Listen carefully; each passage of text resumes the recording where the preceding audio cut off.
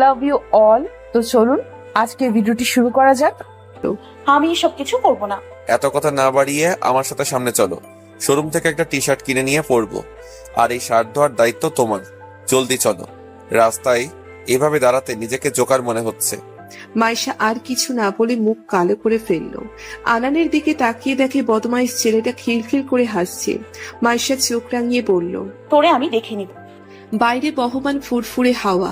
ছাদের কোনায় দাঁড়িয়ে থাকলে বকুলের ঘ্রাণটা তীব্র থেকে তীব্রতর হয়। এই হাওয়ার তালে ধুকপুক করে কাঁপছে মাইশার হৃদয়। কপালের কাছে চিকচিক করছে ঘাম। এই বিকেলে সচরাচর কাপড় ধোয়া হয় না, কেননা রোদের উষ্ণতা এ সময় কম থাকে। কিন্তু মাইশাকে এই অসময়ে ধুতে হলো আয়াতের সেই চকলেট কেক মাখানো শার্ট। সাদা শার্ট ধোয়া এত সহজসাধ্য নয়, তার উপর চকলেটের ছোপ ছোপ দাগ ছিল। তাই মাইশা অত্যন্ত সন্তর্পণের সাথে নিজ হাতে শার্ট ধুয়েছে। নিজের মেয়েকে একটা ছেলের শার্ট ধুতে দেখলে কোনো সাধারণ পরিবারই যে তার সাধারণ চোখে দেখবে না, এটাই স্বাভাবিক।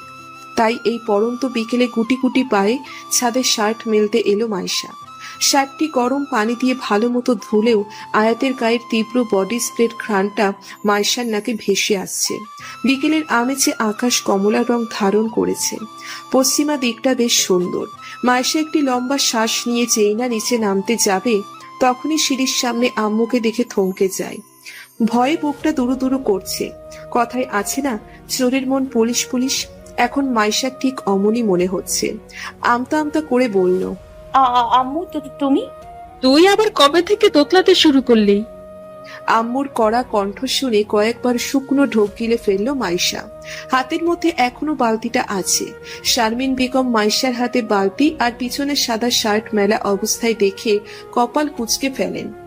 ওনার জানা মতে না এই শার্ট মাইশার বাবার আছে, আর না ছেলে নুহাসের আছে। তাই প্রখর কণ্ঠে তিনি বললেন, জীবনে তো আমারে একটা গামছাও ধুয়ে দিলি না। এই অসময়ে এটা কার শার্ট ধুয়ে নিলছিস তুই? এমন শার্ট জীবনেও তোর বাবা পরে না, আর নুহাসেরও এমন কোনো শার্ট নেই। তাহলে? মাইশার বুকের ধুকপুকনিটা ক্রমশ যেন বেড়েই চলল। বাকরুদ্ধ হয়ে নিজের মাথা থেকে উত্তর খোঁজার চেষ্টা করছে। শারমিন বেগম এখনো উত্তরের জন্য মেয়ের মুখপানে তাকিয়ে আছেন। কি হলো, বলছিস না কেন? কার শার্ট এটা? মাইশা বুঝে ফেললো এখন বেশিক্ষণ চুপ থাকলে আঞ্জুমান সন্দেহ করবে। এই ঠান্ডা আমেজেও তরতর করে খামার অবস্থা হয়েছে মাইশার। নিজের ঠোঁটচোরা হালকা চিপস দিয়ে ভিজিয়ে আচমকা বলে ফেললো, আমার শার্ট এটা। শারমিন বেগমের চোখ যেন এবার কোটর থেকে বেরিয়ে পড়বে। যেন এরকম কোনো উত্তর শোনার জন্য মোটেও প্রস্তুত ছিলেন না তিনি। অন্য সময় নিজের বোকামি উত্তর শুনে মাইশা হয়তো হাসতে হাসতে গড়াগড়ি চরণ করছে। শারমিন বেগম কটাক্ষ কণ্ঠে বললেন, আমারই কি তোর তারসিরা মনে হয়? আমার পেট থেকে তুই বের হয়েছিস, আমি তোর পেট থেকে বের হইনি। যে তুই যেটা বলবি আমি ওটা বুঝবো। দেখেই বোঝা যাচ্ছে এটা ছেলেদের শার্ট। মাইশার গলা যেন শুকিয়ে এবার কাঠ হয়ে যাচ্ছে। যেভাবেই হোক এই পরিস্থিতিটা সামলাতে হবে, না হলে এই মহিলা ওরে বাথরুমের ব্রাশ দিয়ে মারতেও দুবার ভাববে না। তাই ছোট ছোট চোখ করে শারমিন বেগমকে বলল, এখন কেউ ছেলে মেয়েদের শার্ট পরতে কিছু আছে? সবাই সেম রকমের শার্ট পরে, আর এটা আমি আজই কিনেছি, তাই ধুয়ে মেলে দিলাম।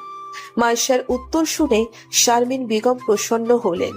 হয়তো একটু হলেও মাইশার কথাটা বিশ্বাস করার চেষ্টা আছেন। একটা দেখে অগোচরে স্বস্তির নিঃশ্বাস ফেলল মাইশা। শারমিন বেগম পুনরায় পেছনে ভেজা শার্টটার দিকে চোখ বুলিয়ে নিলেন। হঠাৎ কিছু একটা আন্দাজ করে চোখ কুঁচকে ফেললেন তিনি। অবাকের ভঙ্গিমায় বললেন, ও মা, এত বড় শার্ট কিনেছিস কেন? এর মধ্যে তোর মতো দুজন অনায়াসে ঢুকে যেতে পারবো। এটা কি তোর লাগবে শরীরে? মুখটা আবারও মলিন করে ফেলল মাইশা। এবার শারমিন বেগমের প্রতি প্রচুর পরিমাণে বিরক্ত হচ্ছে। হয়তো মা জাতটাই এমন, প্রত্যেকটি বিষয় খুঁটিয়ে খুঁটিয়ে দেখার চেষ্টা করেন তারা। মাইশা কাছুমাছু হয়ে বলল, লাগবে। তাছাড়া এই শার্টটা পরে তো আর বাইরে যাচ্ছি না, জাস্ট রাতে পরে ঘুমোবো। দেখেই বোঝা যাচ্ছে কত দামি শার্ট, আর তুই এটা রাতে পরে ঘুমানোর জন্য কিনেছিস? তোর বাবা টাকার গাছ হয় না যে ছিড়বি আর ব্যয় করবি। আবার এমন ফাউল খরচ করতে দেখলে গালের নিচে দিব একটা। শারমিন বেগম হাত উঠাতে গেলেই সাথে সাথে মাইশা গালে হাত দিয়ে দেয়। চোখ ছোট ভঙ্গিমায় আম্মুজানের দিকে তাকিয়ে আছে। শারমিন বেগম তুখর গলায় বললেন, মনে থাকে যেন। এই বলে সিঁড়ি ভেঙে নিচে নেমে গেলেন তিনি। মাইশা এবার একটা প্রসন্নের শ্বাস ত্যাগ করলো। এতক্ষণ শারমিন বেগমের উপস্থিতিতে বুকে যেন কেউ পাথর চাপা দিয়ে রেখেছিল। মনে মনে ওই আরহাম আয়াতকে কয়েকটা গালি দিয়ে দিল ও। এই শার্টটা এতক্ষণ নিজের বলে দাবি করাতে নিজেরই বেশ লজ্জা লাগছে। ইস, এই শার্টটির মতো যদি মানুষটিকেও নিজের বলে দাবি করতে পারতো। বাবা আর নুহাস ভাইয়ের সাথে কিছুক্ষণ কথা বলে বিছানায় গা এলিয়ে দিল মাইশা। দক্ষিণ পাশের জানালাটি খোলা থাকায় বাতাসের ধাক্কায় পর্দাটি বারবার উড়ে চলেছে। পর্দাটি বারবার সরে গেলেই দেখা যায় পাশের বাড়ির নীরা নামের মেয়েটিকে বই পড়ার ভঙ্গিতে। সামনে মেডিকেল পরীক্ষা দিবে বলে এখন থেকেই তোড়জোড় শুরু করেছে। মাইশা সেদিকে কিছুক্ষণ তাকিয়ে জানালার থাই লাগিয়ে দিল। মেয়েটার উচ্ছ্বাসে অর্পি কল করছে আগামীকাল ওর সাথে বসুন্ধরায় যাওয়ার জন্য, কিন্তু এই প্রিয় বান্ধবীটাকে না বলার ক্ষমতা মাইশার হয়তো নেই বলে ফোন তুলছে না। তবুও শেষমেশ অনেকটা বিরক্ত হয়ে কলটা ধরে বলল, হ্যালো। মাইশু, কখন থেকে তোকে কল করছি, ফোন ধরছিস না কেন? কারণ আমি জানি তুই কি জন্য কল দিয়েছিস। আমি জানতাম মাইশু, তুই আমার মনের সব কথা বুঝোস। Love you. তোর লাভ ইউ তোর জিলাপির সাথে রাখ। আমি কাল বসুন্ধরায় যাব না। কিন্তু কেন? সারাটা দিন কেনাকাটা করতে থাকিস তুই, আর তোর জন্য পায়ে ফোসকা পড়ে আমার। আন্টিরে বল তোর বিয়ে ঠিক করতে, তারপর হানিমুন না করে জামাইয়ের সাথে মার্কেটে পিরিত করিস। থমথমে গলায় বলে ফেলল মাইশা। ওপাশে অর্পি মুখ ভার করে রেখেছে। তারপর ভারী কণ্ঠে বলল, তুই আমার সাথে এটা করতে পারলি? তো পারবো না কেন? এক কাজ কর, ওই আনান কুত্তাকে নিয়ে যা। কাল যেন সারাদিন আবার চোখের সামনে না আসে। ওর জন্য আমি আজ আয়াত ভাইয়ের শার্ট ধুতে গিয়ে আপুর কাছে ঝাড়ি গিয়েছি। পরে কথা হবে। কিন্তু অর্পির কথা শেষ হতে না হতেই ফোন কেটে দিল মাইশা। মাথাটা এখন প্রচন্ড ভার হয়ে আছে। ব্যথা কমানোর জন্য একটা নাপা খাওয়ার খুব প্রয়োজন। আগামীকাল ভার্সিটির সামনে ক্যাফেতে আয়াতের সাথে দেখা করতে হবে। তাই ওষুধ খেয়ে জলদি ঘুমিয়ে পড়ল মাইশা। রোদের তেজস্ক্রিয়তার চারিপাশে উত্তপ্ত। বাতাসের আনাগোনা থাকলেও এ যেন উষ্ণ বাতাসের ছড়াছড়ি। ভার্সিটির সামনে সচরাচর জ্যাম কম থাকলেও আজ জ্যামের চাপে মানুষ যেন সব জায়গায় উপচে পড়েছে। অর্পি আর আনান গিয়েছে বসুন্ধরা শপিং কমপ্লেক্সে।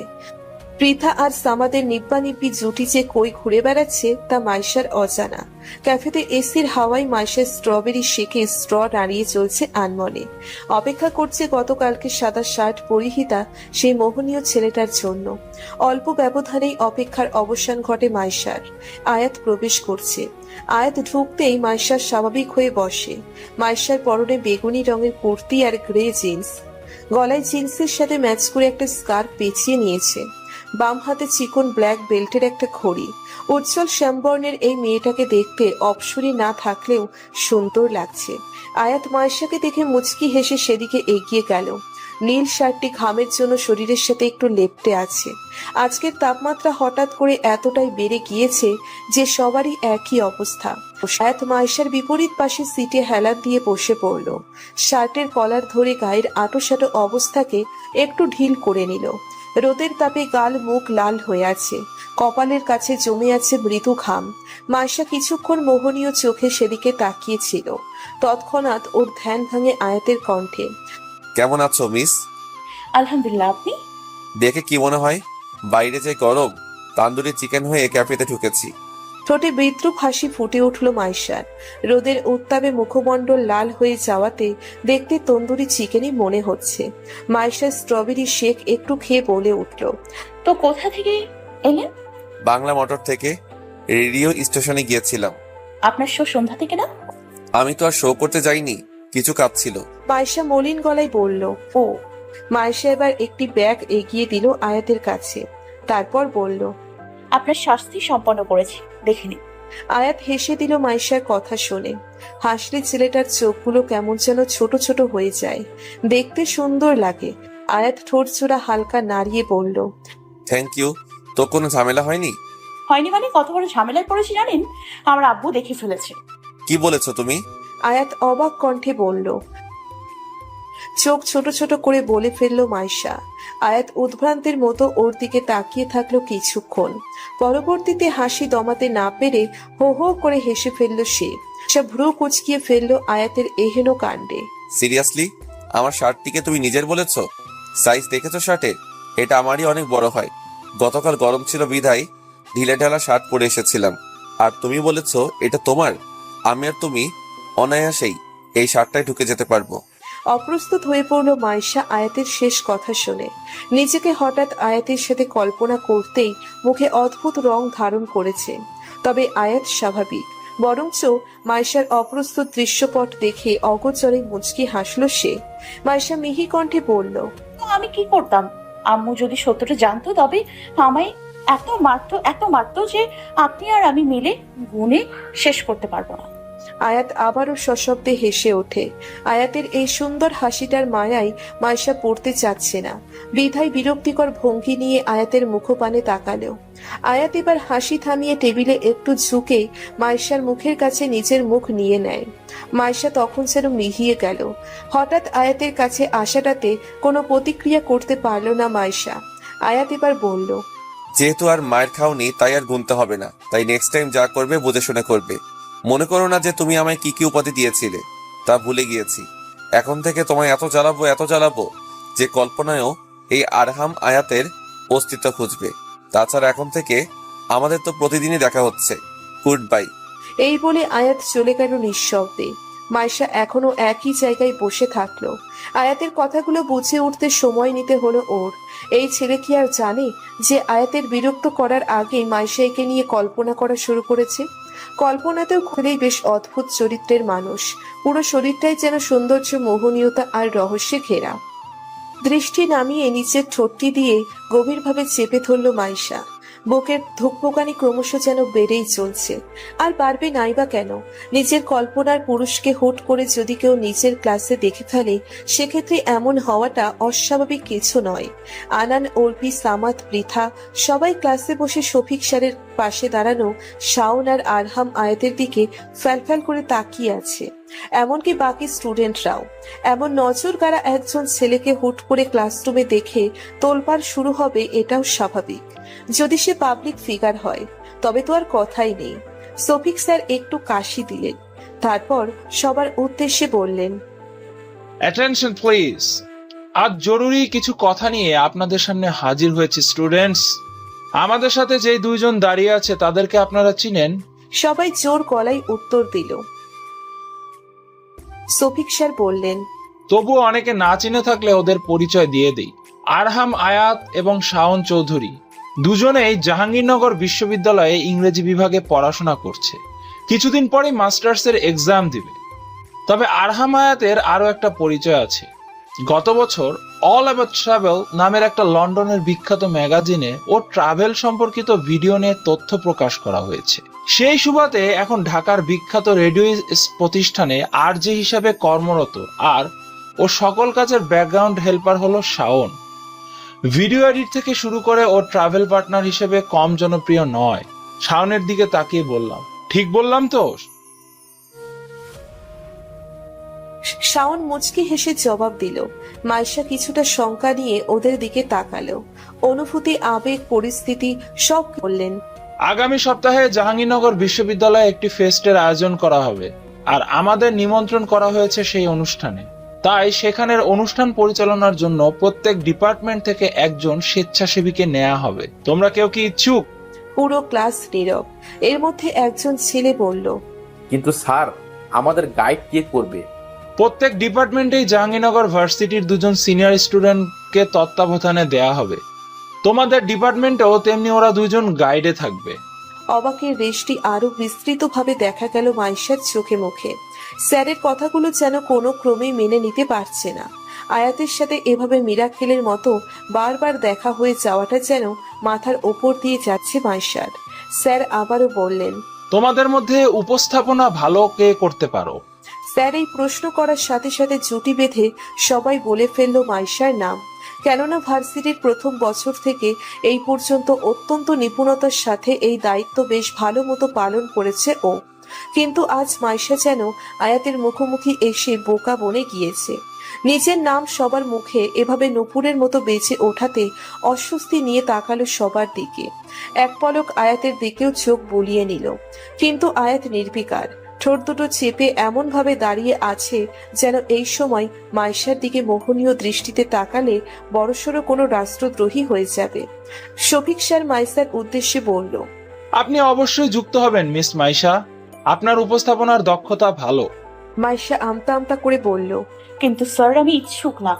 কেন জানতে পারি? শফিক স্যারের ভারাক্রান্ত কণ্ঠ। মাইশা মিহি গলায় বলল, এভাবেই কারণ না বললে তো হবে না, আপনার উপস্থাপনার গুণ আছে, তাহলে কাজে লাগাতে চাচ্ছেন না কেন? আমি এ ব্যাপারে কোনো না শুনবো না। আর কিছু বলবেন? No sir. আর কেউ যদি স্বেচ্ছাসেবী হতে ইচ্ছুক থাকো, ভার্সিটির অডিটোরিয়াম রুমে যাও, সেখানে তোমাদের কাজ বুঝিয়ে দেয়া হবে। ইচ্ছুক সবাই একে একে ক্লাস থেকে বের হওয়া শুরু করলো, এমনকি মাইশাও। আর চোখে একবার আয়াতকে দেখে নিল মাইশা। আয়াত শাওনের সাথে কোনো গুরুত্বপূর্ণ আলাপনে মশগুল আছে। মাইশা যতবারই চাই আয়াত থেকে দূরে থাকতে, ঠিক ততবারই যেন পরিস্থিতি আয়াতের সাথে পরিচয় করে দিতে থাকলো। সময়ের তালে ক্রমশই তা যেন গভীর থেকে গভীরতর হচ্ছে। অডিটোরিয়ামে ছটফট করে এদিক ওদিক বিচরণ করছে মাইশা।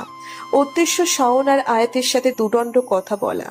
অডিটোরিয়ামে রীতিমতো 15 থেকে 20 জনের ভিড় হয়ে গিয়েছে, কিন্তু ওই মহান দুই গুণধর ব্যক্তির কোনো হদিশ নেই।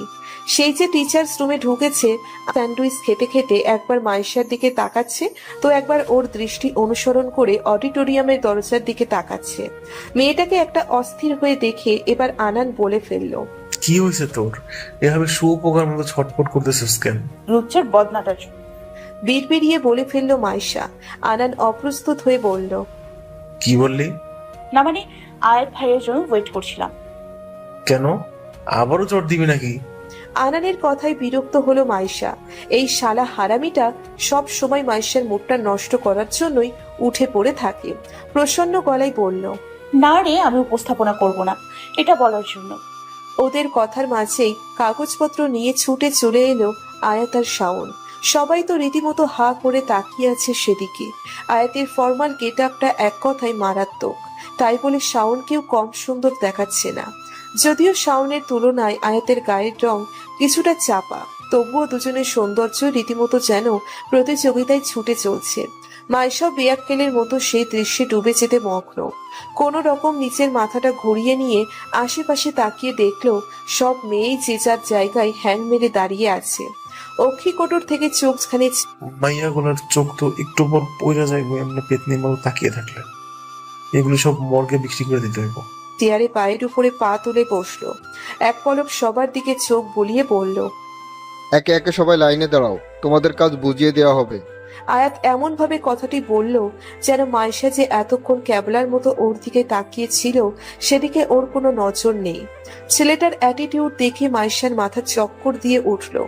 এমনিতে তো মাইশাকে কম জ্বালানো জ্বালায়নি, এবার অ্যাটিটিউডের জ্বালায় যেন মাইশা পাগল বনে যাচ্ছে। এদিকে আনান রীতিমতো মাইশাকে গুতিয়েই চলেছে। তাই এবার আনানের হাতে খামচি দিয়ে বলে উঠল, কি হয়েছে তোর? মাথায় কি গাঞ্জা ঢুকাইছিস তুই? একটু আগে না কইলে আয়াত ভাইরে না বলবি কাজের জন্য, এখন পায়ে গিট্টু লাগাই রাখছিস কেন? মাইশা বিড়বিড়িয়ে বলল। তাই তো। ব্যাগটা কোনো রকম কাঁধে চেপে দ্রুত পায়ে এগিয়ে গেল আয়াতের দিকে। অ্যারোগেন্ট এই ছেলেটা শাওনের সাথে কথাবার্তা চালিয়ে সবাইকে কাজ বুঝিয়ে দিতে মগ্ন। আহা, কি মারাত্মকর ভাবভঙ্গি! মাইশা আবারও যেন ঘুরে পড়ে গেল। এই ছেলেটাকে এত মনে ধরে কেন ওর? আয়াতের পাশে দাঁড়ানো শাওনও তো কম সুন্দর নয়। আনার কমেডি কিং হলেও ওর সৌন্দর্য মেয়েকে ভাবুক করে তুলবে। তবে আয়াতকে নিয়ে ওর মনে এত কল্পনা কেন? কল্পনাটা পানি দিয়ে গিলে ফেললো মাইশা। এই পাবলিক ফিগারের সৌন্দর্যের মায়ায় পড়া যাবে না। ছেলেটাকে না দেখে রেডিওতে জাস্ট ওর কণ্ঠ শুনেই হাজার মেয়েরা মরিয়া হয়ে গিয়েছে। সেদিকে মাইশা তো জাস্ট তুচ্ছ বিন্দু। মন আর প্রাণকে জোর করে বোঝালো, আয়াত জাস্ট একটা অ্যাক্সিডেন্ট, অন্য কিছু না। হালকা পায়ে ওদের সামনে দাঁড়ালো মাইশা। শাওন তো দেখে হেসে বলল, ওরে বলে দিও আমি কোনো জঙ্গলি বিড়াল রে কোলে তুলি নাই। আয়াত নির্বিকার ভাবে মাইশার দিকে না তাকিয়ে বলে ফেলল। শাওন আর আয়াতের কথোপকথন শুনে মাইশা শুকনো ঢোক গেলে। দুইটাই বদমাইশের হাড্ডি, না জানি কি পরিকল্পনা করছে। আয়াত আবার বলল, তো এইভাবে দৌড়ে আসছিলে কেন? কুকুর তাড়া দিয়েছিল নাকি? আয়াতের ঠোঁট নাড়ানোটা অদ্ভুত সম্মোহনীতে ফেলে দিল মাইশাকে। এতক্ষণে সব পরিকল্পনা মাথায় তালগোল পাকিয়ে ফেলছে। দ্রুত নিঃশ্বাস ফেলে মাইশা তৎক্ষণাৎ পড়ল। আমি উপস্থাপনা করব না। আয়াতের মুখ লাল হয়ে ওঠে মাইশার কথা শুনে। এই মেয়েটার এসব হুটহাট অদ্ভুত কাজগুলো ওকে বিরক্তির চরম শীর্ষে পৌঁছে দেয়। ইশারায় অডিটোরিয়াম সবাইকে খালি করতে বলল। শাওনের একথা চোখ মুখ খিচে আয়াতের লাল হওয়া মুখপানের দিকে তাকিয়ে আছে। কিন্তু আয়াত এভাবে রেগে গেল কেন এই কথায়? মাইশা ভেবে কুল কিনারা পেল না। উপস্থাপনা কেন করবে না জানতে পারি কি? ঠোঁট দুটো হালকা নাড়িয়ে বলে ফেলল আয়াত। মাইশা এবার ঘোরে চলে গিয়েছে। আয়াতের লাল হয়ে যাওয়া গাল, নাক, হালকা ভেজা ঠোঁট জোড়া, বাতাসের তালে ওরা কোমল চুলগুলো ওকে মোহে ফেলে দিচ্ছে। মোহনীয়তার ঘোরে অবশেষে বলে ফেলল। আপনার গালের জন্য আগে থাপ্পড় দিতে মন চাইত, এখন চুমু দিতে মন চায়। বলেই মুখ চেপে ধরল মাইশা। হাই আল্লাহ, ঘোরে কি বলে ফেললো এটা? আয়াত ফ্যাল করে মাইশার চোখে মুখে তাকিয়ে আছে। হয়তো এতটা হতভম্ব জীবনে কখনো হয়নি আয়াত। অবাক প্রসন্ন গলায় বলে উঠল। বলেই মুখ চেপে ধরল মাইশা। হাই আল্লাহ, ঘোরে কি বলে ফেললো এটা? আয়াত ফ্যাল করে মাইশার চোখে মুখে তাকিয়ে আছে। হয়তো এতটা হতভম্ব জীবনে কখনো হয়নি আয়াত। অবাক প্রসন্ন গলায় বলে উঠল। কি বললে? পরিবেশটা মাইশার কাছে ভয়ঙ্কর রকমের বিভ্রান্তিকর। মন মস্তিষ্ক কাজ করা যেন অস্বাভাবিকভাবে বন্ধ হয়ে গিয়েছে। নিজেকে ধিক্কার জানালো মাইশা। ঘোরে এই কথাটা না বললে কি হতো না? আয়াত আবারও মাথাটা হালকা বাঁকিয়ে বলল। কি বললে? তুমি কি চুমো টাইপ সামথিং কিছু বললে? লজ্জার সাগরে ক্রমশই তলিয়ে গেল মাইশা। সব দিক দিয়ে আয়াত নামক অনুভূতির বেড়াচাল যেন ওকে গ্রাস করে ফেলেছে। আয়াতের এখনো সেই হতভম্ব চাহনি, যেন মাইশার গালে চুমু দেওয়ার মতো সারা জাগানো কথাগুলো কোনো ক্রমেই বিশ্বাস করতে পারছে না। মাইশা কোনো ক্রমে আমতা আমতা করে বলল। আমি উপস্থাপনা পারবো না, ব্যাস। শেষের কথাগুলো আয়াত বিড়বিড়িয়ে বলল, তাই মিহি কণ্ঠে বলল। কিছু বললেন? না কিছু না, তবে তোমাকে অনুষ্ঠানে উপস্থাপনা করতে হবে। কোনো এক্সকিউজ আমি শুনবো না, এমনকি আমি রিলেটেড এক্সকিউজও না, বুঝছো? হুট করে আয়াতের এভাবে এগিয়ে আসাতে মাইশা দু কদম পিছিয়ে এলো। আয়াতের এভাবে হুটহাট কাছে আসাতে ওর মনে হয় যে বুকে বোধহয় ক্রমাগত কেউ হাতুড়ি পিটাচ্ছে। আয়াতের নির্বিকার দৃষ্টি এখনো মাইশার দিকে। আয়াত আবার বলল। আজ কোনো কাজ করবে না? এই টাইমেই আবার অডিটোরিয়ামে এসে পড়ো, এখন যেতে পারো। আয়াত বলা মাত্রই মাইশা ব্যাগ নিয়ে হনহনিয়ে বেরিয়ে গেল অডিটোরিয়াম থেকে। আকাশটা আজ মেঘলা। ক্যাম্পাসের সকল প্রান্তেই কিছু মানুষ জুটি বেঁধে আড্ডা দিচ্ছে। বেশিরভাগের মধ্যে আলোচনা হলো জাহাঙ্গীরনগর বিশ্ববিদ্যালয়ের সেই বিশাল ইভেন্ট নিয়ে। অনুষ্ঠানটি যে বেশ বড় রকমের হবে এ নিয়ে কোনো ত্রুটি নেই। শোনা গিয়েছে অনেক নামি দামি ব্যক্তিবর্গরা থাকবে সেখানে প্রধান অতিথি হিসেবে। তা না হলে কি জাহাঙ্গীরনগর বিশ্ববিদ্যালয়ের সিনিয়র স্টুডেন্টসরা অন্য ভার্সিটির জুনিয়র স্টুডেন্টসদের গাইড করত? দীর্ঘশ্বাস ফেলে মাইশা। প্রকৃতি অদ্ভুত নিয়মেই ওর সাথে খেলা করে যাচ্ছে। একটু আগে নিজের বোকানিমূলক কথাগুলো মনে করে মিনমিনিয়ে হাসছে কতে। এতটা খামখেয়ালি হলে কি চলে? আজ তো মুখ ফসকে চুমুর কথা বলে দিয়েছিল। আল্লাহ জানে সামনে কি না কি করে বসবে। মাইশু, মেয়েলি কণ্ঠ শুনে ধ্যান ভাঙল ওর। অর্পি কৃষ্ণচূড়া গাছটির নিচে দাঁড়িয়ে আছে, চুলগুলো একপাশে তুলে দিয়ে আটকানো। ফর্সা মুখে চিকন ফ্রেমের হাই পাওয়ারের চশমা। এতে মেয়েকে অনেক অপসরি থেকে কম মনে হচ্ছে না। মাইশা স্বাভাবিক ভঙ্গিমায় সেপানে এগিয়ে গেল অর্পির দিকে। অর্পি এবার বলে উঠল। জানো তুমি কত লাকি। আরহাম আয়াতের আন্ডারে তুই কাজ করবি। আবার ওনার সাথে আছে চকলেট বয় শাওন চৌধুরী। দুইটার রূপে যেন মুক্তার মতো ঝরে পড়তেছে। আগে জানলে আমিও উপস্থাপনা করতাম, তবে তো আর এই সুযোগ মিস করতে পারতাম না। কি সুযোগ? ভেবাচেকা খেয়ে বলল মাইশা। এই চার্মিং বয় দুটোর সাথে ফ্ল্যাটিং করার সুযোগ। তুই অডিটোরিয়াম থেকে সুস্থ হয়ে আসলে কিভাবে? এমনিতেও সে রাতে এদের ট্রেনে দেখে বড়সড় হার্ট ব্রেক করছিলাম। এবার তো অজ্ঞান হয়ে মরে যেতাম। মাঝে মাঝে অর্পির খাপছাড়া কথাগুলো শুনলে মাইশার মন চাই এই মেয়েটাকে ইচ্ছে মতো ড্রেনের পানিতে চুবাতে। কিন্তু অডিটোরিয়ামের কথাগুলো মনে পড়তেই কেমন যেন ওকে আর চুবাতে ইচ্ছে হলো না মাইশার। একটা মেকি হাসি দিয়ে বলল। ফুচকা খাবি? তো এটা কি আর বলতে হয়? তো চল তাহলে। মেঘাচ্ছন্ন আকাশের সমান তালে উড়ে চলছে মোহনয় হাওয়া। ক্ষণে ক্ষণে নাম না জানা ফুলের অপূর্ব ঘ্রাণ। কানের কাছে সুরের মতো একটু পরপর ধেয়ে আসলো রিকশার নিজস্ব টুংটাং শব্দ। রাস্তার ওপাশে ঝালমুড়িয়ার আখের শরবতের টং বসেছে, আর এপারে বসেছে ফুচকার স্টল। জনমানবের বাহার নেই বললেই চলে। এমন সময় নিজের প্রিয় মানুষের সাথে রোড সাইড খাবারের আলাদাই এক আনন্দ আছে। সেই আনন্দের সাথে অর্পিকে নিয়ে উপভোগ করছে মাইশা, তাও আবার ফুচকা খেয়ে। বলাই বাহুল্য, ঝালের প্রতি মাইশার বড্ড অনীহা। খাবারে ঝালের পরিমাণ একটু বেশি হলেই এই মেয়ের তৎক্ষণাৎ অজ্ঞান হয়ে যাবার মতো সম্ভাবনা আছে। তাই ফুচকাতে কম ঝাল দিয়ে খাচ্ছে বলে অর্পির কষ্টের কোনো সীমা নেই। হতাশ কণ্ঠে বলল, দোস্ত, তুই কবে ঝাল খাওয়া শিখবি রে? ঝাল ছাড়া ফুচকাতে কি কোনো স্বাদ আছে? কেমন যেন পানসে পানসে লাগে। তোর ঝাল পছন্দ, তাহলে তুই খা। আমি এসব খেতে পারবো না রে বাবা। আচ্ছা, আমার থেকে এক পিস নে না, ট্রাই করে দেখ। মোটেও না। প্লিজ, জাস্ট একবার। অর্পির আকুতি ভরা কণ্ঠ। এই মেয়ে কিছু পারুক আর না পারুক, ইমোশনাল ব্ল্যাকমেইল ভালো মতোই করতে পারে, আর এই আকুতি মাইশার পক্ষে কখনোই ফেরানো সম্ভব নয়। পরিশেষে অর্পির কথায় ওর প্লেট থেকে এক পিস মিহি গলায় বলল, দোস্ত, আমি পারুম না রে। এইটা খেয়ে যদি অজ্ঞান হয়ে যাই, নুহাস ভাই আমার গলা টিপে দেবে। একটা খাইলে কিছুই হবে না। আর তোর ভাইরে আমি দেখ মনে, চেহারা তো সালমান শাহের মতো, অথচ রাগ নাকের ডগায় নিয়ে ঘুরে।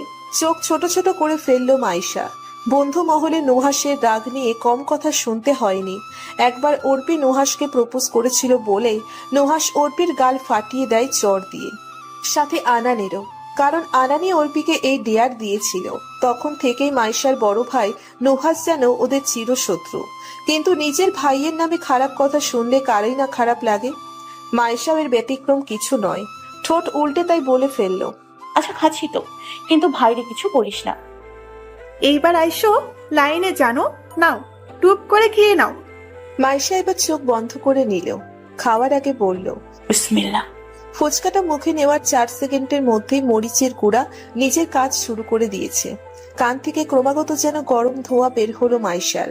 ফুচকাটা আসলেই প্রচন্ড রকমের ঝাল। কোন রকম ফোপাতে ফোপাতে মাইশা বলল, পানি দে অর্পি। পানি তো নেই। ফট করে বলে ফেললো অর্পি। মাইশার এখন গলা ছেড়ে কাঁদতে মন চাচ্ছে। কোনো মতে নিজের রাগ সংযত করে বলল, খাল ফুচকা খাস কুত্তা, অথচ পানি খাস না। পানি তো কখনো দরকার পড়ে না। কাচুমাচুর স্বরে বলল অর্পি। কাচুমাচুর স্বরে বলল অর্পি। এদিকে একটি ফুচকা খেয়ে কাহিল অবস্থা মাইশার। আশেপাশে তেমন দোকানও নেই, আর ফুচকার দোকানের সেই পানি মাইশা কখনোই খায় না। একই গ্লাসে না ধুয়ে সবাই পানি খায়। ব্যাপারটা বিশ্রী বটে। হঠাৎই মাইশার মুখের কাছে কেউ পানি এগিয়ে দিল। পুরুষালী কণ্ঠে শোনা গেল, পানিটা খেয়ে নাও। ঠান্ডা পানির বোতলটি দেখে মাইশা বাঘিনীর মতো বোতলটি ছিনিয়ে ঢক ঢক করে পানি খেতে লাগলো। উদ্দেশ্য একটাই, মুখের ঝাল ভাবটা কমাতে হবে। বেশ কিছুক্ষণ পরে স্বাভাবিক হতে থাকলো ও। মুখ দিয়ে ক্রমাগত শ্বাস নিচ্ছে আর ছাড়ছে। ঝাল ভাবটা কমে গেলেও পুরোপুরি কমেনি। মাইশা উদ্দেশ্যহীন ভাবে আগন্তুকের কাছে ধন্যবাদ জানাতে গিয়েই দাঁড়িয়ে যায়। কেননা আগন্তুকটা আয়াত ছিল। সরু চোখের নির্লিপ্ত চাহনি নিক্ষেপ করেছে এই ঝাল ভীতু মাইশার দিকে।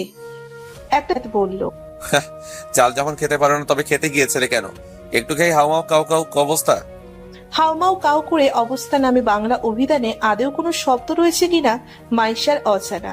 এতক্ষণ ঝালের জন্য যে পরিমরি অবস্থা ছিল আয়াতের আগমনে, আর অদ্ভুত সব কথাবার্তায় তা আরো বিস্তৃত রূপ ধারণ করেছে। কোনো মতে লম্বা শ্বাস নিয়ে মাইশা বলল, আমার খেতে ইচ্ছে হয়েছে। বিরক্তির সহিত উত্তর দিল আয়াতকে। ভ্রু কুচকে ফেলল আয়াত। মেয়েটার ঝালে কাহিল রূপেও তেজ যেন বিন্দুমাত্র কমেনি। তা দেখে আয়াত হেসে ফেলল সশব্দে। হাসিটিতে বিদ্রুপের রেশ থাকলেও এমন তোড়পাড় করে দেওয়া হাসি দেখলে যে কেউ বিমোহিত হতে বাধ্য। বাতাসের তারে আসা চুলগুলো হাত দিয়ে পিছনে সরিয়ে আয়াত অপার্থিব কণ্ঠে বলল, তোমার উৎপাত সব কাণ্ড থেকে না এসে পারি না মাইশা।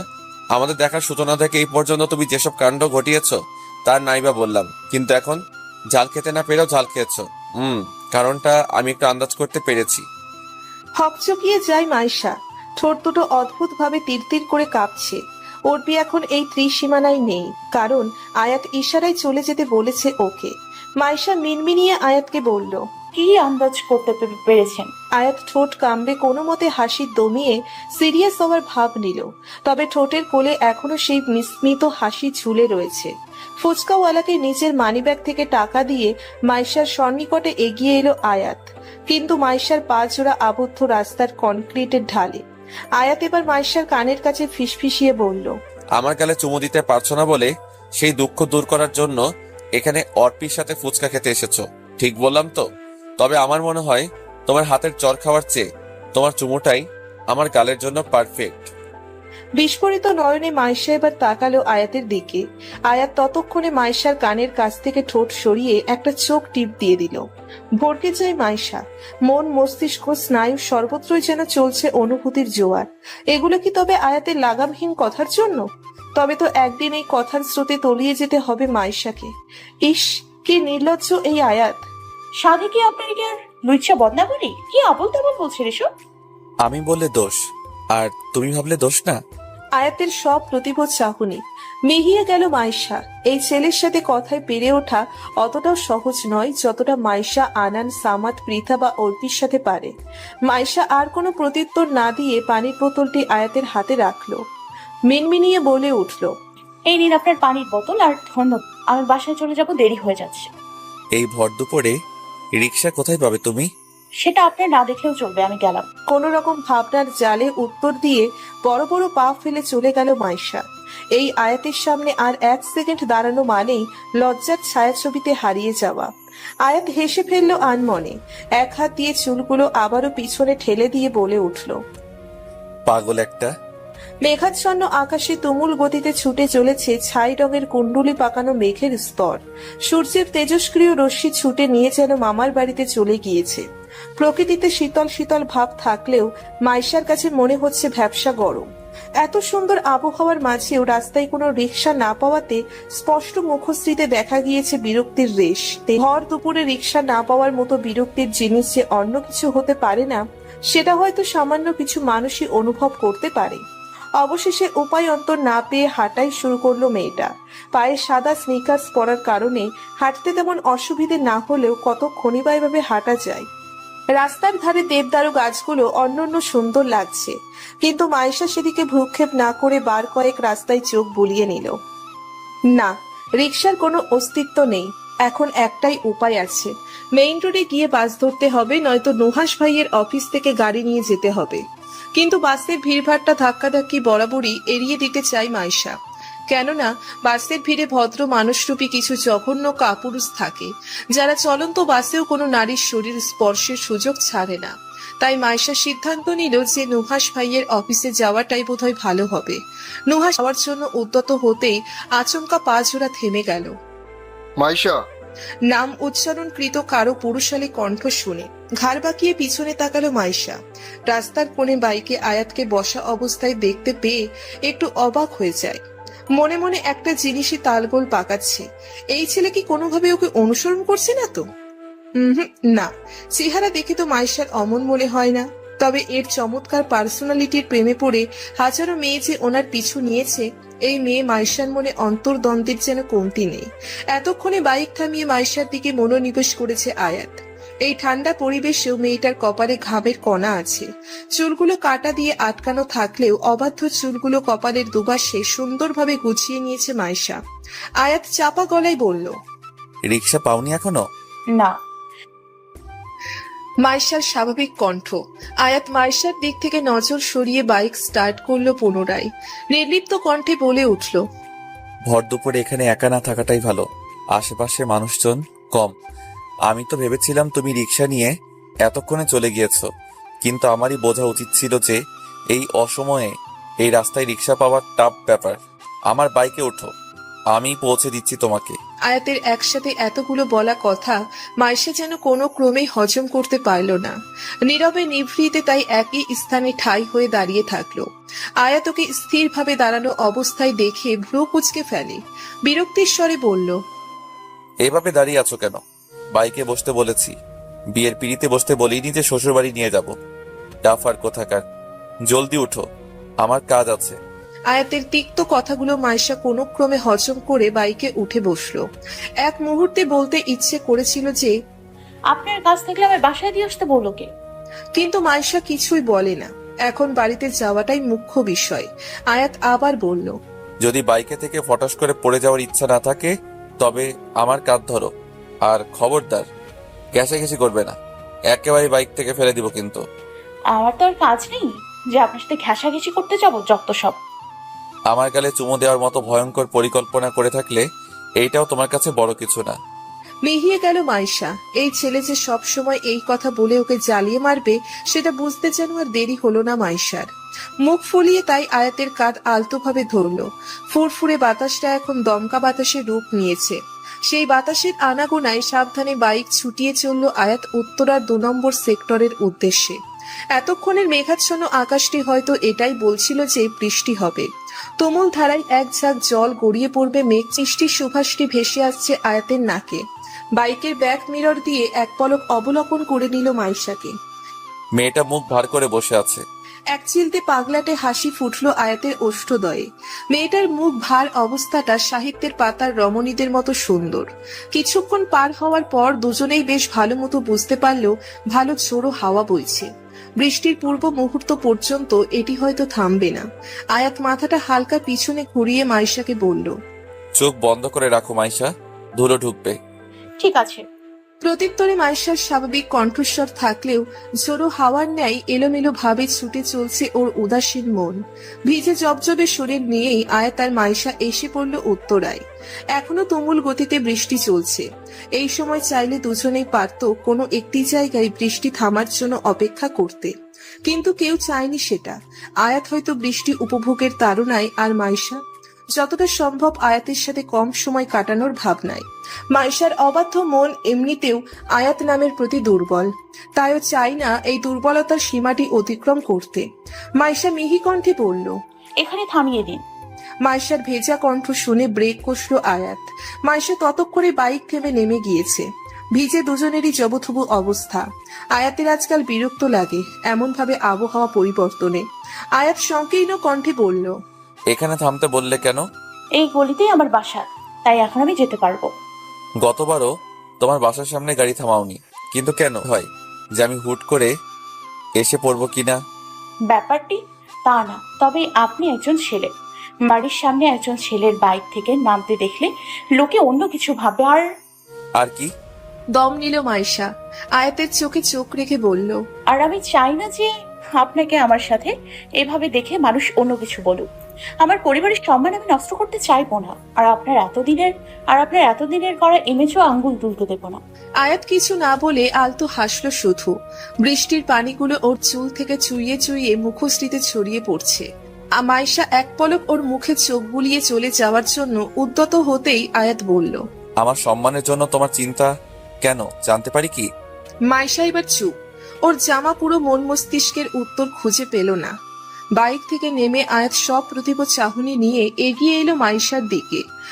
আমার প্রতি তোমার দুর্বলতাটির কি নাম তুমি বলতে পারবে? বারবার আমায় আর চোখে দেখার কারণ? তোমার বন্ধুদের কথাই বোঝা যায় চরম আত্মমর্যাদা সম্পন্ন মেয়ে তুমি, তবে আমায় দেখলে এসব কাজকর্ম করো কেন? এর উত্তর জানো? লোকে তো বলে প্রেম নাকি মানুষের স্বাভাবিক বুদ্ধিকে কল্পনা প্রবণ করে তোলে। তবে কি আমার প্রতি প্রেম অনুভূতি তোমার কানের কাছে নূপুরের ন্যায় কি বেজে ওঠে যে হৃদ মাঝারে তুমি ছিলে? অবাধ্য ধারায় এক অন্য আয়াতকে দেখতে পেল মাইশা। এ যেন এক তৃষ্ণার্ত প্রেমিক পুরুষ। এই প্রখর চাহনি এড়ানো সম্ভব নয় মাইশার পক্ষে। চুপটি করে তাই আয়াতের বুকে মিশে ঠাই হয়ে দাঁড়িয়ে রইল। পঞ্চগড়ের সেই রাতের মতো অনুভব করতে থাকলো আয়াতের দেহের নেশা জড়ানো ঘ্রাণ। এভাবে কতক্ষণ পার হয়ে গিয়েছিল তা জানে না দুজনে। দুজনের প্রাণ পাখি অনুভব করছে একে অপরের নীরব বাক্য শূন্য ছোঁয়া। তবে এতক্ষণ ঘুরে থাকা মাইশার স্নায়ু হুট করে যেন সক্রিয় হতে শুরু করলো। মাইশা বুঝতে পারছে এভাবে আয়াতের বুকে মিশে থাকাটা অন্যায়, ঘোরতর অন্যায়।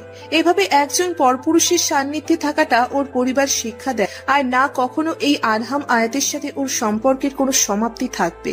আয়াতের বুকে জোরালো এক ধাক্কা দিয়ে মাইশা সরে এলো ওর থেকে। ঘটনাচক্রে 2 কদম পিছিয়ে গেল আয়াত। চোখের চাউনি আগের মতোই দৃঢ় মাইশার মুখমণ্ডলে আবদ্ধ। তবে মাইশার শরীর কাঁপছে এক অজানা উত্তেজনায়, আতঙ্কে। আশেপাশে মাথা ঘুরিয়ে পরখ করে নিল যে কেউ ওদের দেখছে কিনা। তবে ভাগ্যের সঙ্গক্রমে এই বৃষ্টি স্নাত পথে কোনো মানবকে দেখা গেল না। মাইশা নিজের কাপা কাপা ঠোঁট নাড়িয়ে আয়াতকে বলল, আমি গেলাম। এখানে আর এক মুহূর্ত অপেক্ষা করলো না মাইশা। দ্রুত হেঁটে বলতে গেলে এক প্রকার দৌড়েই বাড়ির দিকে রওনা হলো। বৃষ্টির গতি কমেছে মৃদুভাবে। জানালা দিয়ে এখনো বাতাসের দাপটে বৃষ্টির বিন্দু বিন্দু কণা ঘরের ভিতরে ঢুকে টেবিলে থাকা বইগুলোকে আংশিক ভিজিয়ে দিতে মগ্ন। মাথার ওপরের স্থির ফ্যানটির দিকে এক মনে তাকিয়ে আছে মাইশা। গোসলের জন্য চুলের পানি দিয়ে ভিজে যাচ্ছে সবুজ কভারে আবৃত কোমল বালিশ। মনে পড়ছে আয়াতের সেই আবেগ মিশ্রিত কথা। আচ্ছা, আয়াত কি মজা করেছিল নাকি কোনো দেওভূত ধরেছিল? না হলে যেই মেয়ের সাথে পরিচয়টি হয়েছিল এক তুমুল ঝগড়া নিয়ে সেই মেয়ের অনুভূতি নিয়ে ছেলেটা এত গভীরভাবে ভাবছে কেন?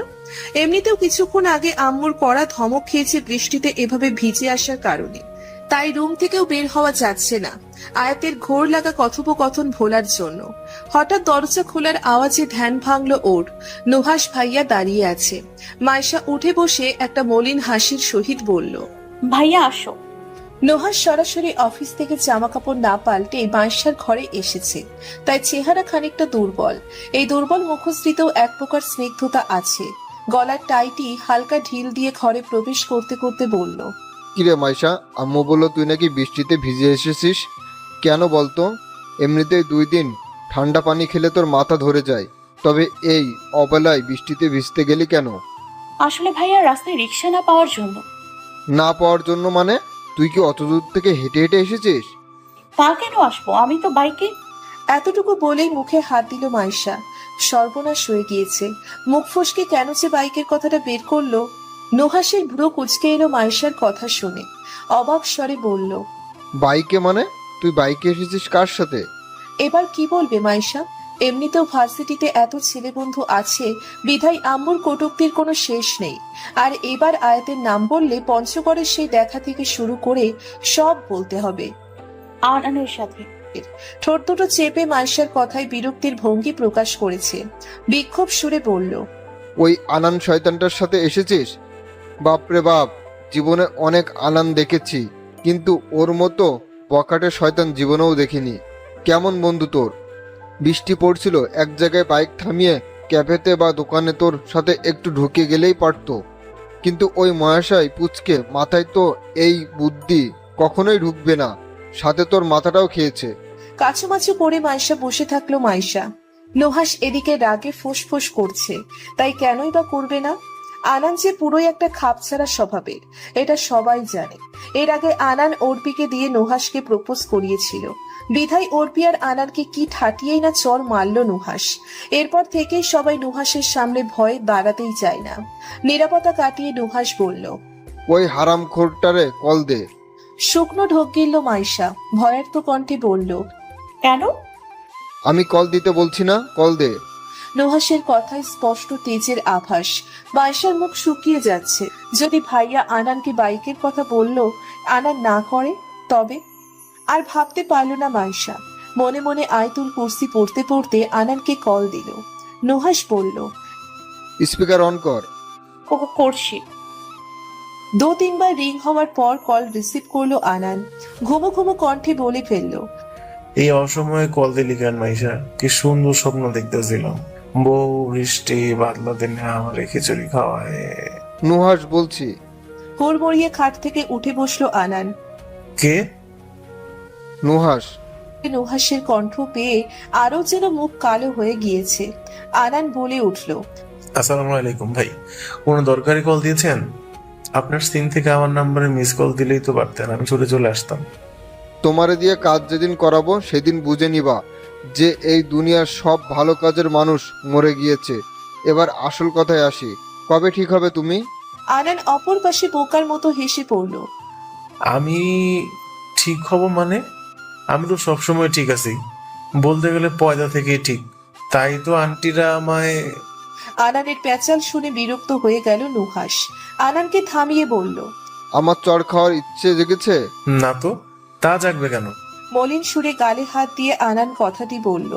নুহাস এবার বলল, তবে আল্লাহর রাস্তে থামো আর আমারে কথা বলতে দাও। জি ঠিক আছে। মাইশাকে এভাবে কাক ভেজা করে বাসায় আনছো কেন?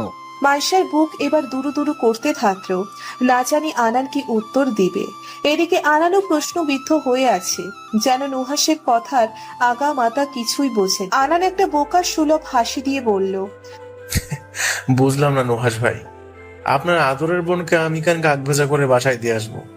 নুহাস কিছু বলতে যাবে তার আগেই মাইশা আনানকে বলল, তুই বুঝলি না বেটা? ভাইয়া বললো যে আমি তোর বাইকে করে ভার্সিটি থেকে বাসায় আসলাম না, তুই বৃষ্টি পড়তে ভিজে ভিজে কেন আসলাম? আনান বাকশূন্য হয়ে পড়ল। হয়তো কিছুটা আন্দাজ করতে পেরেছে যে মাইশা ওর নাম করে কোনো একটা বড় সত্য লুকানোর প্রচেষ্টায় আছে, তাই আনান আমতা আমতা করে মাইশার কথায় সাই দিল। ব্যাস, নুহাসকে আর পাই কি, এক প্রকার হুঙ্কার দিয়ে বলল, আজ যদি তোমার জন্য আমার বোনের জ্বর আসে, একবারে খবর করে দিব কিন্তু। শয়তান ছোকরা, পারো তো শুধু বড় বড় শয়তানি করতে, নেক্সট টাইম যদি। নুহাসকে বলতে না দিয়ে আনান তড়িঘড়ি করে বলে ফেলল, নেক্সট টাইম এমন হবে না ভাই, আপনার বোনরে তুলো তুলো করে রাখবো, আমার ভবিষ্যৎ বউয়ের কসম। কথাটা মনে থাকে জানো। নুহাস আনানকে দু চারটে ধমক দিয়ে খাটে রাখলো মোবাইলটা। কলটা এখনো কাটেনি। হালকা ঠোঁট কাঁপিয়ে মাইশাকে বলল, নে কথা বল, তোর শয়তান দোস্তর সাথে আমি গেলাম। এই বলে গটগটিয়ে রুম থেকে প্রস্থান করলো নুহাস। মাইশাও সাথে সাথে যেন এক স্বস্তির নিঃশ্বাস ছাড়ে। ভয়ে ত্রাস উদ্বিগ্নতা এতক্ষণ সব কিছুর ভিড়ে হারিয়ে ফেলেছিল নিজেকে। মোবাইলটা নিয়ে আনানের উদ্দেশ্যে বলল, তোর থ্যাংক ইউ তোর পুটলির মধ্যে রাখ, আরাম করবো থাকার। আমারে ছাড়া আর কারো নাম তুই পাইলি না। দে দে, যত ইচ্ছা গালি দে, আজ আমি আর কিচ্ছু বলবো না। সেটা বলবি কেন? তোর বজ্জাত ভাই যে আমার দু চারটা রাম ধমক দিয়ে গেল, তখন তো তুই কিছু বললি না। হালায় রাগ সবসময় বস্তা নিয়ে ঘুরে। আচ্ছা হইছে, আর আমার ভাইয়ের বদনাম করতে লাগবো না, কল রাখলাম। আচ্ছা, কিন্তু কি হয়েছিল রে? মুখ মলিন করে ফেললো মাইশা। আয়াতের কথাগুলো অদ্ভুতভাবে কানে বেজে চলছে। মিহি কণ্ঠে মাইশা এজন্য বলল, কাল ভার্সিটিতে বলছি, এখন তাহলে রাখলাম। ওকে, আল্লাহ হাফেজ। আল্লাহ হাফেজ। মোবাইলটা উদাসীন ভঙ্গিতে টেবিলে রেখে পুনরায় খাটে শুয়ে পড়ল মাইশা। অনুভূতিতে জর্জরিত হয়ে সবকিছু কেমন যেন গোলমেলে মনে হচ্ছে। আয়াতের সেই মোহনীয় গলায় সেই বলা কথাগুলো কি আদেও সত্যি, নাকি শুধুমাত্র মোহ? ইস, এই জীবনটি যদি সাহিত্যের পাতার মতো সরল থাকতো। গতকাল যেমন ঝুমিয়ে বৃষ্টি নেমেছিল, আজ তেমনি প্রখর গরম। ক্যাম্পাসের সর্বত্র রোদ্দুরে ঠাঠা করছে। ক্লাস শেষ করে নির্বিকার চিত্তে মাইশা এগোতে থাকলো অডিটোরিয়ামের দিকে। আজ সেখানে ছোটখাটো একটি মিটিং হবে জাহাঙ্গীরনগর বিশ্ববিদ্যালয়ের ইভেন্টে যাদের দায়িত্ব পড়েছে তাদের নিয়ে। তবুও মাইশার মনে অবাধে খেলা করছে কিছু অবাধ্য আবেগ, যার হয়তো কোনো নামকরণ নেই। আয়াতকে দেখলেও যে মাইশা প্রবল অস্বস্তিতে পড়ে যাবে, মাইশার এ নিয়েও যেন কোনো দ্বিধা নেই। খানিকটা বিভ্রান্ত হয়েই অবশেষে অডিটোরিয়ামে প্রবেশ করলো মাইশা। আশেপাশে বহু সংখ্যক ডিপার্টমেন্টের মানুষের সমন্বয়ে পরিবেশটা কেমন যেন গমগম করছে। অদূর এই ব্যস্ত ভঙ্গিতে শাওনের সাথে এদিক ওদিক বিচরণ করতে দেখা গেল আয়াতকে। আর ছেলেটা একটা বেগুনি টি শার্ট পরেছে। গরমের জন্য কপালের কাছে দেখা গেল বিন্দু বিন্দু ঘাম। হঠাৎ শাওনের ডাকে ধ্যান ভাঙলো মাইশার। কেমন আছেন ভাইয়া? কেমন আর থাকবো, এমন কাজের চাপে কি আর ভালো থাকতে পারি? আমাদেরকে তো সবাই বিনা বেতনে কর্মচারী পেয়েছে। ইশারায় শাওন মাইশাকে টেবিলের সামনে তিথির সাথে গুরুত্বপূর্ণ আলাপনে মশগুল আছে। মাইশা আয়াতের দিকে এক নজর চোখ বুলিয়ে সেখান থেকে সরে নিজ কাজে চলে গেল। মূলত পুরো ইভেন্টের উপস্থাপনার দায়িত্ব নিয়েছে মাইশা, আর অন্য ডিপার্টমেন্টের একজন স্টুডেন্ট। আয়াত আর চোখে বারবার সেই ছেলেটিকে আর মাইশাকে কথা বলতে দেখছে। এক প্রকার হেসে হেসেই কথা বলছে দুজনে। আয়াত সেখানে গিয়ে ধমকের সুরে বলল, এখানে কি হাসাহাসি করার জন্য তোমাদের দুজনকে নিয়ে আসা হয়েছে? আয়াতের চোখে মুখে স্পষ্ট রাগ আর গাম্ভীর্য দুটোই ফুটে উঠেছে। আয়াত ছেলেটার উদ্দেশ্যে বলল, শাওনের কাছে যাও তো, কিছু কাজ আছে। ছেলেটা চলে যেতেই আয়াত রাগী দৃষ্টিতে মাইশার দিকে তাকালো, কিন্তু মাইশা নির্বিকার, যেন আয়াতের রাগী দৃষ্টি ওর কাছে কোনো বিষয়ই না।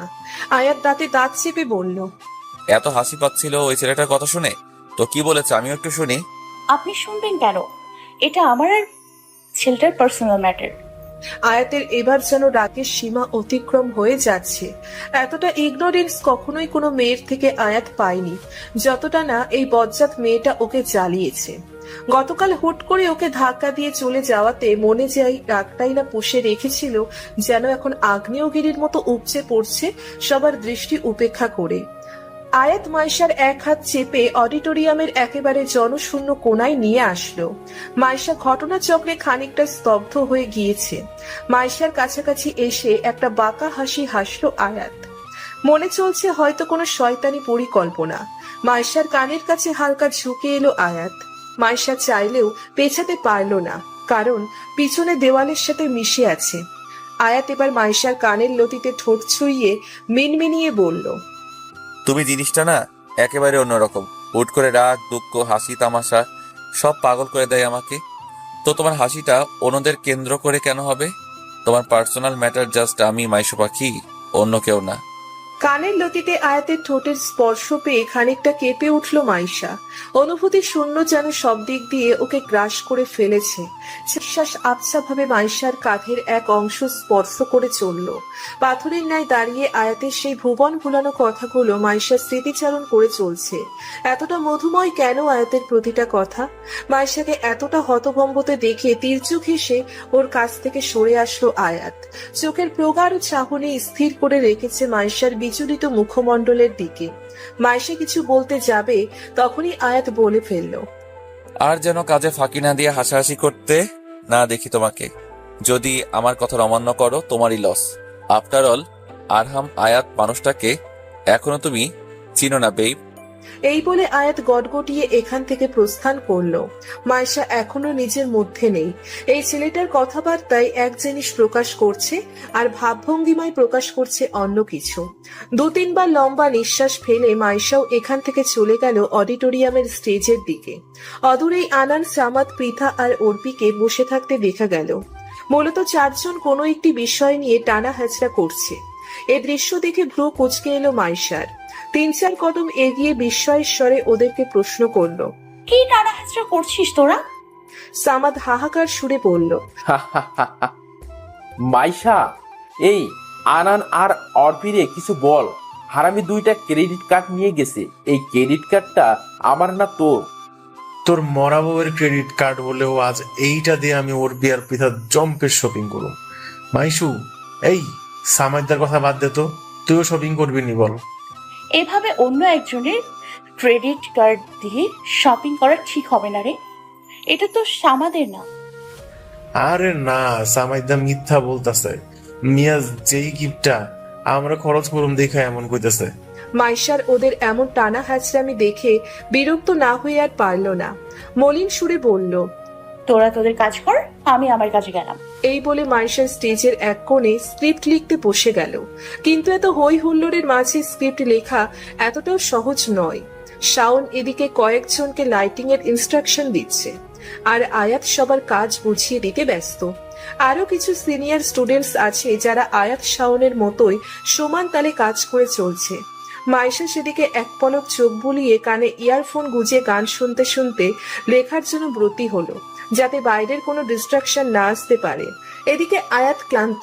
প্রচন্ড কথা বলার সুবাদে গলা আর ঘাড় কেমন যেন ম্যাচ ম্যাচ করছে।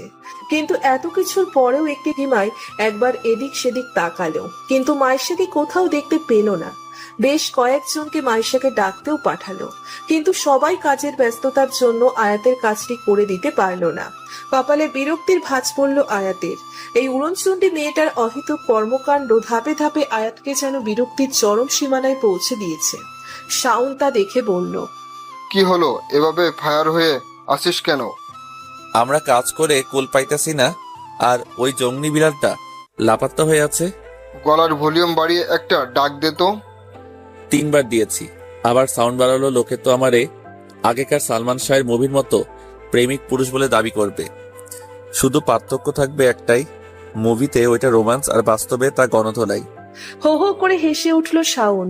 আয়াত কড়া গলায় বলল, আর হাসতে লাগবো না, আমি মাইশারে খুঁজতে যাচ্ছি। এদিকটা তুই তিথিরে নিয়ে সামনে ডাক। বেশ কিছুক্ষণ হন্যে হয়ে মাইশাকে খোঁজার পর স্টেজের এক কোণে মাইশাকে দেখতে পেল আয়াত। কানে ইয়ারফোন গুজে মেয়েটা এক ধ্যানে কিছু একটা লিখে চলেছে। আয়াত এবার প্রচন্ড পরিমাণে ক্ষেপে গেল।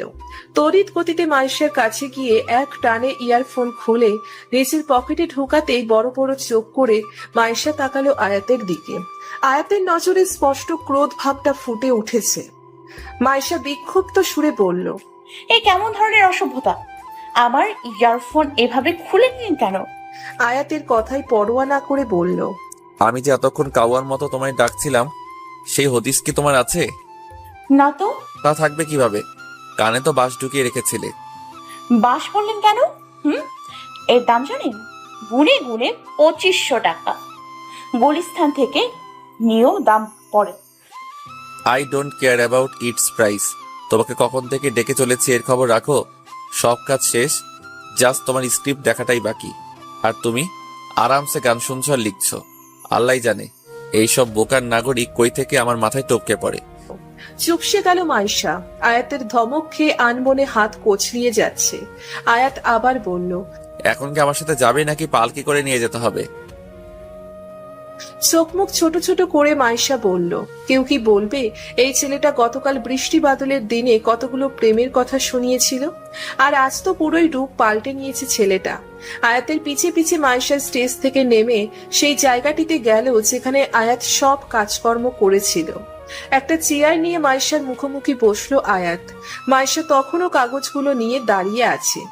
আয়াত গহীন স্বরে বলল, পড়া স্টার্ট করো, শুনি একটু তোমার পুচকে মাথায় কি এসেছে।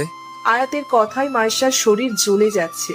এতক্ষণ চুপ থাকলেও মন যেন আর সায় দিচ্ছে না, তাই কিছুটা ক্ষোভের সাথে স্ক্রিপ্ট পড়া শুরু করলো। শাওন তা দেখে বলল, আরে আস্তে আর ঠান্ডা মাথায় পড়ে ম্যাডাম, আরে আস্তে আর ঠান্ডা মাথায় পড়ো ম্যাডাম। তোমার থেড স্টাইল পিস, অতিথিরা তো লুঙ্গি মাথায় নিয়ে পালাবে। আমি জানতাম ওরে দিয়ে এসব হবে না। এই মেয়ে তো থাপড়া থাপড়ি আর ঝগড়াঝাটি করতেই ওস্তাদ। এতক্ষণে সব পুষে থাকার রাগ আর রাখতে পারল না মাইশা। রাগের বশে কাগজ ছুঁড়ে ফেলে আয়াতকে বলল, আপনি জানবেনই বা কি আমার ব্যাপারে? 3 বছর ধরে আমি ভার্সিটির ইভেন্টে প্রেজেন্টেশন করি, আর আমার দিছে সব হবে না বলছেন? হ্যাঁ, মানছি যে আপনি রেডিওতেও জনপ্রিয় একজন উপস্থাপক, তাই বলে এই না যে আমার কাজ খারাপ। হঠাৎ আয়াতের সাথে এভাবে রুড বিহেভ করাতে সবাই সেদিকে নজর দিয়ে দিল। আয়াত শক্ত চোখে তাকিয়ে আছে মাইশার দিকে। সবার বিহেভ ইয়োরসেলফ মাইশা। সামনে দেখায় যে মাইশার ওর কোনো সম্পর্ক হতেই পারে না, তবে আসলে ভিতরে ভিতরে অন্য কিছু। মাইশার শুধু এটাই মনে হচ্ছে যে আয়াত ওর দুর্বলতার সুযোগ নিচ্ছে। এগুলো ওর মোহ ছাড়া আর কিছুই না। মাইশাও দৃঢ় গলায় বলল, সরি মিস্টার আব্রাহাম আয়াত, আমি পারছি না নিজেকে কন্ট্রোলে রাখতে। আমি গেলাম, আপনার কাজের জন্য অন্য কাউকে নিতে পারেন। কাজ তো তোমাকেই করতে হবে। আমার ইচ্ছের বিরুদ্ধে আপনি জোর করে ট্রাই করছেন। ইয়া। দুজনের মধ্যে এমন ভয়ঙ্কর সংঘর্ষ দেখে শাওন আয়াতকে শান্ত হতে বলল। এদিকে অর্পিও মাইশাকে বলছে, দোস্ত কুল ডাউন। কিন্তু কে শোনে কার কথা? গতকাল সেই চোখে অনুভূতির খেলা ছিল, আজ সেখানে প্রকাশ পাচ্ছে এক রাশ ক্ষোভ। আয়াত বাঁকা হেসে এগিয়ে এলো মাইশার দিকে, মেঘি গলায় বলল, যতই রাগ দেখাও না কেন, ধরা তো আমার কাছে দিতেই হবে। কথাটা আয়াত এমন ভাবে বলল যে মাইশা ছাড়া আর কেউই শুনতে পারল না। মাইশা এবার দাঁতে দাঁত চেপে বলল, নির্ঘাত ক্যাম্পাসে দেখি কিছু বললাম না, না হলে যা শুরু করেছেন না, এমন এক থাপ্পড় দিতাম এই গাল আর গাল থাকতো না, ফুটবল মাঠ বানিয়ে ফেলতাম। লুচু বাঘ কোথাকার। নিচের ঠোঁটচোরা চেপে এক প্রকার ঠাই হয়ে দাঁড়িয়ে রইল মাইশা। কিছু মিলিয়ে কেমন যেন একটা বিভ্রান্তিকর অস্থিরতা। মাইশার কথাই আয়াত ভ্রুক্ষেপ না করে সিটি বাজাতে বাজাতে চলে গেল বাইরে। যাওয়ার আগে অবশ্য শাওনকে বলে গিয়েছে যে এখন মাইশার সাথে কথা কাটাকাটি করার মুড ওর একেবারে নেই। এই কথা শুনে মাইশাও রেগে গজগজ করতে করতে আয়াতের পিছু পিছু যাচ্ছে। এক পর্যায়ে বলেই ফেলল, এভাবে চলে যাচ্ছেন কেন আমার কথা না শুনে? আয়াত মাইশার এ কথা শুনে পিছনে ঘুরে দাঁড়ায়। ঠোঁটের কোণে ঝুলে আছে দুষ্টু হাসি। মাইশা সরু চোখে আয়াতের দিকে তাকিয়ে আছে। আয়াত হালকা ঝুঁকে মাইশার মুখের কাছাকাছি এসে বলল, তো কি শুনবো তোমার কথা? আমার সাথে বয়ফ্রেন্ড গার্লফ্রেন্ড টাইপ কথা বলবে নাকি? শক্ত তো, আমার তো যেন আর কাজ নেই। মাইশার বিদ্রুপ কণ্ঠ। আয়াত আলতো হাসে। মাইশার মুখের কাছাকাছি খানিকটা ঝুঁকে থাকার কারণে সেই হাসিটি মাইশার কাছে অমায়িক মনে হলো। ছেলেটার হাসি এত মারাত্মক কেন? এক হাসিতে মুহূর্তেই যে কাউকে ঘায়েল করে দেওয়া যাবে। তো তোমার কোনো কথা না থাকতে পারলে আমি কি যেতে পারি? আর যদি কথা থাকে তো বলো, হাতে হাত ধরে পারফেক্ট কাপলের মতো দুষ্টু মিষ্টি কথা বলবো। কি বলো? মাইশার সাথে সাথে দু কদম পিছিয়ে যায়। মুখে রয়েছে প্রচন্ড পরিমাণে অস্বস্তি আর বিভ্রান্তি। আয়াত কিছু না বলে মুচকি হেসে মাইশাকে পাশ কাটিয়ে মুখে শীষ বাজাতে বাজাতে চলে গেল। মাইশা এক বুক স্বস্তির নিঃশ্বাস ফেলে আয়াতের এভাবে চলে যাওয়াতে হঠাৎ পেছন থেকে কেউ বলে ওঠে, মাইশা। সাথে সাথে পিছনে ঘুরে মাইশা যা দেখলো তা দেখে অবাক না হয়ে আর যেন পাইল না। ঠাঠা রৌদ্রময় দিনের এই সময় ভুল দেখছে না তো? কেননা অদূরেই নুহাস দাঁড়িয়ে আছে। হঠাৎ মাইশার মনে এক অজানা শঙ্কা হলো, কেননা একটু আগেই আয়াত ওর সাথে মোটামুটি ঘনিষ্ঠ হয়েই কথা বলেছিল। এটা কি তবে নুহাস ভাই দেখে ফেলেছে? ভাবতেই মাইশার মুখশ্রী ক্রমশ যেন শুকিয়ে এসেছে। নুহাসের চোখে মুখে কেমন যেন শক্ত আভা। আমতা আমতা করে ভাইয়া বলল, ভাইয়া তুমি এখানে একা একা দাঁড়িয়ে কি করছিস? মাইশা বুঝলো যে নুহাস আয়াতকে দেখেনি। এটা ভেবেই মনে মনে আল্লাহর কাছে শুকরিয়া আদায় করে নিল। তারপর মেকি হাসি দিয়ে বলল, কিছু না, এভাবে দাঁড়িয়ে আছি। সামাদ কোথায়? সামাদ অডিটোরিয়ামের ভেতরেই আছে। কিন্তু কেন? মানে সামাদ তোকে কিছু বলেনি? না তো, কি বলবে আমাকে? কপালে বিরক্তির ভাঁজ পড়ল নুহাসের। এমনিতেও আজ ফর্মাল স্টাইলে না থাকা সত্ত্বেও প্রচন্ড গরম লাগছে।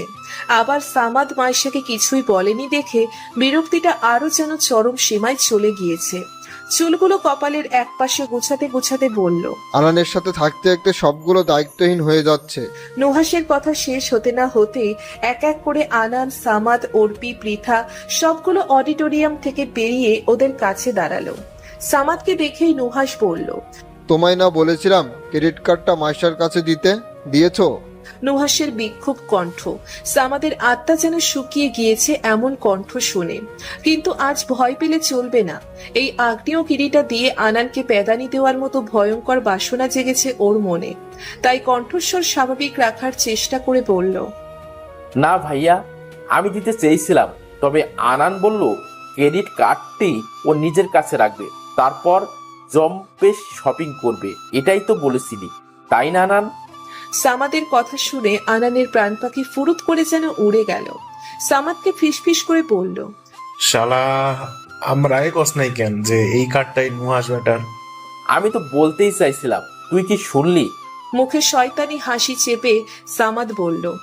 আনানের এবার কাঁদো কাঁদো অবস্থা, তবুও মনে করুণা চেপে বলল, তোর বেইমানে আমি কোশ্চিন কালেও বলবো না রে। আজকে চুপ থাকলাম, তবে সময় মতো ঠিকই শোধ নিয়ে ছাড়বো আমি। আনান আর সামাদের ফিসফিসানো কথার মাঝে নুহাস এবার বলল, এভাবে ফিসফিস করে কোনো প্রেমের কথা তোমরাই দুজনেই বলছো, আমি একটু শুনি। কিছু না ভাই। সামাদের মুখে ঝুলে আছে মেকি হাসি। নুহাসের এবার ইচ্ছে করছে এই দুইটাকে ঠাটিয়ে দুইটা চর মারতে, তবেই এদের আক্কেল ঠিকানায় আসবে। নুহাস কোনো মতে নিজেকে শান্ত করে বলল, সামাদ তোমাকে বলেছিলাম না যে কার্ডটা তুমি মাইশাকে দিবে, বাট তুমি তো অন্য কিছু করলে। তখনই মাইশা বলে ফেলল, হঠাৎ ক্রেডিট কার্ড? আম্মুর সাথে তুই শপিং এ যাবি তাই। অফিসে কাজ ছিল বলে আমি ভাবছিলাম যে আমি যেতে পারবো না, তখন রাস্তায় সামাদকে পাই, বলে ওকে বলেছিলাম কার্ড তোমায় দিয়ে দিতে। ভাগ্যক্রমে অফিসে কাজ আজকে জলদি শেষ হয়ে গিয়েছে, তাই তো গর্দব দুইটারে কাহিনী দেখলাম।